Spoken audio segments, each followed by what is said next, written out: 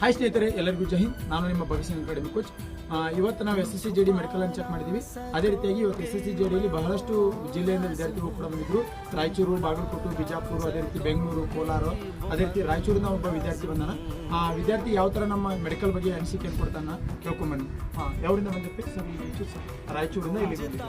Okay, ನಿಮ್ಗೆ ನಾವು medical check ಮಾಡೋದ್ರಿಂದ ಯಾವ ಥರ ಅನಿಸುತ್ತೆ ಸರ್? ತುಂಬ ಹೆಲ್ಪ್ ಆಗಿದೆ ಸರ್. ಮುಂಚೆ ನಮಗೆ ಏನು ಗೊತ್ತಿರಲಿಲ್ಲ ಮೆಡಿಕಲ್ ಬಗ್ಗೆ. ಇವಾಗ ಮೆಡಿಕಲ್ ಚೆಕ್ ಮಾಡಿಸಿದ ಮೇಲೆ ಗೊತ್ತಾಗಿದೆ 0.1 ಪ್ರಾಬ್ಲಮ್ ಇದೆ. ನಾನೇನು ಇಲ್ಲ ಅಂದ್ಕೊಂಡಿದ್ದೆ, ಬಟ್ ನನಗೆ ಇವಾಗ ಒಂದು ಪ್ರಾಬ್ಲಮ್ಸ್ ಇದೆ, ರಿಕವರ್ ಮಾಡಲಿಕ್ಕೆ ಸ್ವಲ್ಪ ಟೈಮ್ ಸಿಕ್ಕಿದೆ.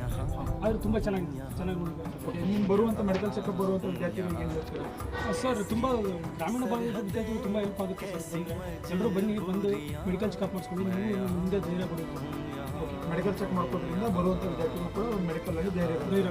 ಯಾಕಂದರೆ ನಾವು ಮೆಡಿಕಲ್ ಚೆಕ್ ಮಾಡಿದ್ರಿಂದ ನಿಮಗೆ ಏನು ಅನಿಸುತ್ತೆ, ಇವಾಗ ನಾವು ಮೆಡಿಕಲಲ್ಲಿ ಕಂಫರ್ಟೇಬಲ್ ಆಗಿ ನಿಂತ್ಕೊಳ್ಬೇಕು, ಯಾವ ಥರ ಧೈರ್ಯ ಬರುತ್ತೆ ಅನ್ನೋದು